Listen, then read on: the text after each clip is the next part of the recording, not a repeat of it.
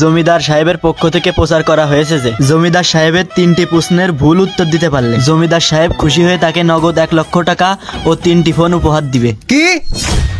যদি ভুল উত্তর দিতে পারি তাহলে নগদ 1 লক্ষ টাকার 3টি ফোন?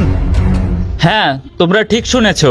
তবে আমার একটা শর্ত আছে, তোমরা যদি এই 3টি প্রশ্ন থেকে কেউ যদি একটা প্রশ্নের সঠিক উত্তর দাও তাহলে তোমাদের সবাইকে 20,000 করে টাকা দেওয়া লাগবে আমাকে। তো বলো, তোমরা কি রাজি আছো? হ্যাঁ আমি রাজি।